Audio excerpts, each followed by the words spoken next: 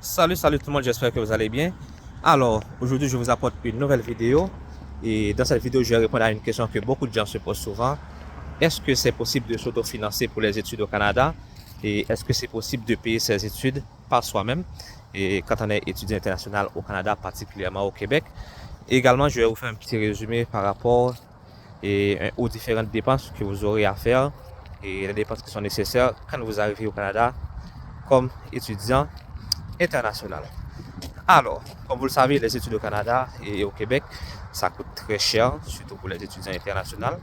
Je pourrais même dire, par exemple, un étudiant international peut payer environ 3 à 4 fois plus cher par rapport avec un étudiant québécois. Et aussi, pour le coût des études, ça dépend de quel niveau d'études. Alors, désolé si vous entendez du bruit, c'est parce que je suis dans la rue, mais je souffre quand même un petit peu parce que moi, mon cardio est pas bon du tout. Et là, je m'assois un petit peu. Et ouais, ok. Donc, comme je vous disais là, un étudiant québécois peut payer par exemple 3 à 4 fois moins cher par rapport avec un étudiant international. Et également, ça dépend. Est-ce que vous voulez faire des études au niveau professionnel? Est-ce que c'est au niveau collégial? Est-ce que c'est à l'université? Par exemple, si on prend un programme en soutien informatique, un DP en soutien informatique, qui est un programme qui est très connu, ou bien qui est très prisé par les étudiants internationaux, qui dure environ 1800 heures, qui donne à peu près un an et demi. Pour ce programme-là, ça dépend de l'école, mais en général, ça varie entre 19 000 et 22 000 dollars pour la durée du cours. Et il y a d'autres programmes, par exemple, il y a des programmes, par exemple, soit en comptabilité, qui durent à peu près 1350 heures. Et ce programme-là peut coûter aux alentours de 13 000 dollars. Mais en général, les étudiants internationaux, ils choisissent un DEP qui dure au minimum 1800 heures. Parce qu'il y a un programme qu'on appelle programme d'expérience québécoise. Donc, qui vous permet de postuler directement pour résidence ou bien d'avoir un permis de travail après vos études. Et par la suite, postuler pour résidence. Mais pour ce programme-là, ça demande que vous ayez l'un des prérequis. Il faudrait avoir un DEP qui est minimum 1800 heures. Donc c'est pour ça que je ne vous parle pas des autres programmes qui sont moins chers et que je vais par exemple avec le DEP en soutien informatique qui est 1800 heures. Et si on va au cégep, parce qu'au cégep, là, vous allez payer par session et les études, ça peut coûter aux alentours de 4000 dollars et environ, donc dans le cégep. Et à l'université, ça va dépendre du nombre de cours que vous allez prendre parce qu'à l'université, c'est des crédits. Si vous allez avoir 2 cours ou 3 cours ou 4 cours ou 5 cours, les frais peuvent varier. Donc, ça coûte quand même très cher pour les étudiants internationaux. Et au niveau des dépenses que vous aurez à faire, mettons que vous arrivez au Canada, vous n'avez pas de famille, vous n'avez pas quelqu'un qui va vous recevoir chez lui. Et parmi les dépenses principales, premièrement, il faudrait avoir un loyer parce que si vous arrivez au Canada et vous n'avez pas quelqu'un qui va vous rendre chez lui pour un certain temps, là, ça c'est important qu'il va falloir payer un loyer. Et pour le loyer, donc si on prend à Montréal, un loyer, un studio c'est comme une chambre qui a une petite cuisine dedans et également une petite salle de bain. Un studio, ça peut coûter dans les 500 à 550 dollars. Ça dépend de quel coin, ça dépend de quelle zone à Montréal. Mais aux alentours de 500 à 600 dollars, vous allez trouver un studio. Et dans le studio en général, il y a tout inclus. Donc, il y a le chauffage qui est inclus, il y a l'électricité qui est inclus et il y a l'eau chaude qui est inclus. Ça peut arriver que vous trouvez un studio qui n'a pas ces affaires-là inclus, mais majoritairement, les studios, ils sont tout inclus. Et l'autre dépense que vous allez à faire et que vous aurez à faire qui va être nécessaire, ça, c'est l'épicerie. Donc, il faudrait manger. Pour l'épicerie, vous devriez compter à peu près 300 dollars par mois. Donc, si on prend 150 dollars par 2 semaines, et c'est pas beaucoup, mais 300 dollars par mois, ça peut faire l'affaire. Donc, pour l'épicerie. Et puis, l'autre dépense nécessaire que vous aurez à faire aussi, donc, vous aurez besoin d'une connexion Internet, parce que si vous êtes étudiant international, sûrement vous aurez des travaux à faire, vous devrez faire des recherches sur Internet, vous devriez probablement avoir besoin de WhatsApp pour parler avec vos amis, avec votre famille, et Facebook, tout ça. Donc, si vous avez de la télévision pour vous distraire un petit peu quand vous n'avez pas d'école en fin de semaine. Là, pour la connexion Internet, c'est dans les 40 à 50 dollars par mois aussi. donc les forfaits minimum. Et puis l'autre chose que vous aurez besoin aussi d'un téléphone cellulaire, donc qui est pas obligatoire, mais quand même c'est important si toutefois, et mettons vous postulez pour des emplois, on doit vous appeler. Et là, vous aurez besoin d'un cellulaire, d'une ligne téléphonique, et aussi pour parler à vos amis, vous aurez besoin de ça. Et pour les forfaits cellulaires, c'est aux alentours de 40 à 50 dollars également par mois. Et à part de ça, quelle autre dépense que vous aurez besoin? Aussi, oui, vous devriez avoir aussi une assurance de vie, une assurance quand vous arrivez au Canada comme étudiant international, au cas où il y a quelque chose qui arrive, parce que si vous n'êtes pas résident et que vous n'avez pas d'assurance, il y a quelque chose qui vous arrive, ça peut vous coûter vraiment cher. Donc c'est pour ça que c'est important d'avoir une assurance. Il y a même des écoles qui exigent que vous ayez une assurance, c'est obligatoire dans certaines écoles. Et pour l'assurance, ça dépend de votre âge, ça dépend de votre état de santé, mais en général, on pourrait dire, et ça peut aller dans les 800 et 800, 900, 1000 dollars en montant, ça dépend de votre âge et pour l'assurance.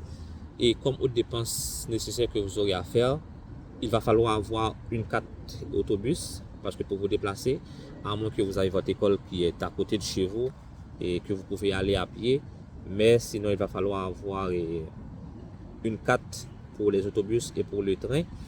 Et pour cette carte-là, ça dépend de quelle zone. Il y a des zones 1, zone 2, zone 3. Donc, il peut varier entre 70 à 120 dollars pour la carte autobus.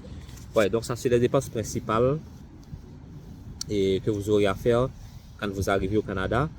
Et là, si on prend toutes ces dépenses-là, est-ce que vraiment, et mettons quelqu'un qui est étudiant, qui travaille à temps partiel, est-ce que cette personne pourra répondre à ses besoins?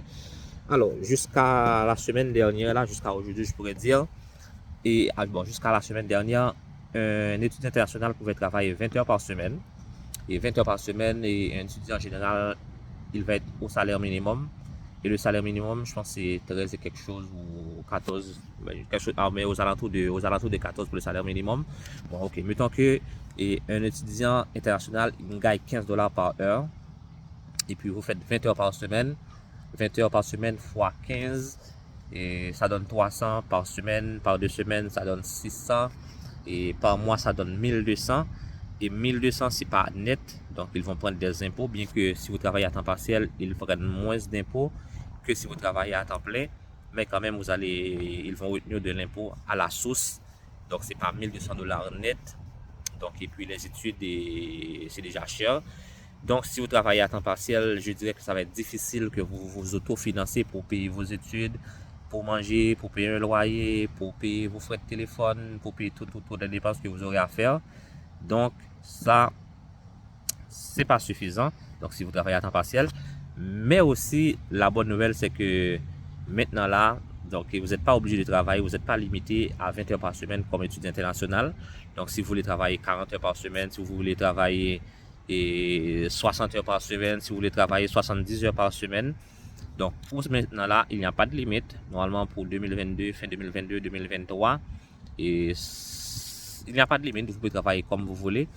Bon, je ne sais pas jusqu'à quand ils vont le prolonger. Est-ce qu'ils vont le prolonger après 2023? Mais normalement, ce programme-là, ou bien cette exception, ça devrait être là jusqu'à la fin de 2023. Ça se peut qu'il le prolonge après, donc ce serait bien. Mais maintenant là, c'est plus facile pour quelqu'un qui va venir au Canada et qui veut financer ses études par soi-même.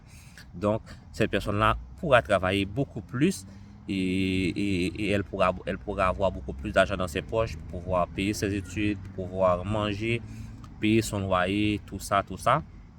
Mais aussi, donc, c'est important aussi que vous ayez du temps pour vos études. Et c'est vrai que vous pouvez travailler de façon illimitée. Mais aussi, c'est, comme je dis là, c'est important aussi que vous ayez du temps pour les études. Mais quand même, c'est une opportunité, c'est une très belle opportunité. Et puis l'autre chose que je voulais vous dire aussi, bon ok oui, ben aussi pour avant, il y a des gens qui travaillaient même sur limité à 20 heures par semaine. Il y a des gens qui respectaient pas cette règle-là, qui travaillaient beaucoup plus que 20 heures par semaine. Mais moi, c'est pas quelque chose que je conseillerais à personne parce que toutes les données sont enregistrées au niveau du système. Ça se peut que après, quand vous aurez à faire soit une demande de résidence et pour immigrer de façon permanente au Canada, là, ils vont dire voilà, vous étiez étudiant international, vous n'avez pas respecté les règles et là, ils vous refusent votre résidence. Donc, c'est pour ça que Et lorsque ils mettent une règle en place, donc faites sûr que vous respectez les règlements qu'ils ont mis en place et comme ça vous n'aurez pas de problème avec l'immigration parce que quand vous aurez du problème avec l'immigration, c'est du grand problème, ça reste dans le dossier et donc c'est pour ça qu'il faudrait faire attention à ça. Donc c'était ça mes chers amis que j'avais pour vous, donc que je vous apportais.